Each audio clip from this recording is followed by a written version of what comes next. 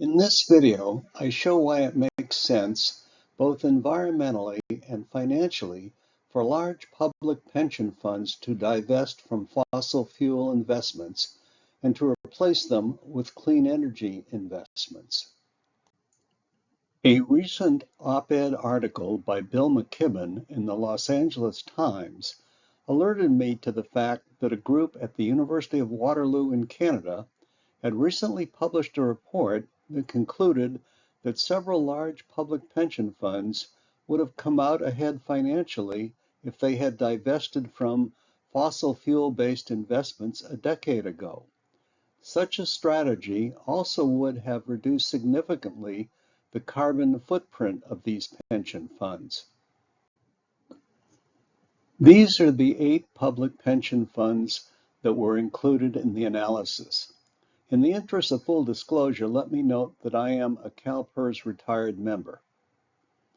Public pension funds put their money in a wide variety of investments, including real estate, private equity, and publicly traded stocks and bonds, etc.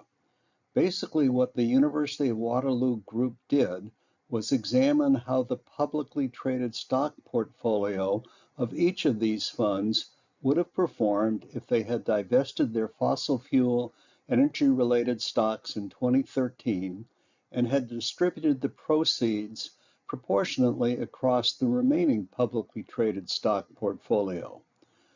The analysis was complicated a bit by the fact that the funds themselves did not always report results to the public consistently. However, the detailed results for 6 of the 8 funds were available in a database maintained by Bloomberg and the other 2 in a database maintained by Standard & Poor's. This table shows the results obtained for the 6 pension funds included in the Bloomberg database. These results have been distorted somewhat by recent increases in the prices for energy-related stocks owing to the effects of the pandemic and the war in Ukraine during the past 3 years. But even with these distortions, it is clear that removing the fossil fuel-related stocks from the portfolios of these pension funds did not have any negative effect on the value of the funds, and even had a small positive effect that averaged slightly more than 5%. While this is not a huge difference, it still negates the argument that frequently is made by those who claim that divesting from fossil fuel-related stocks would put the pension funds at a financial disadvantage.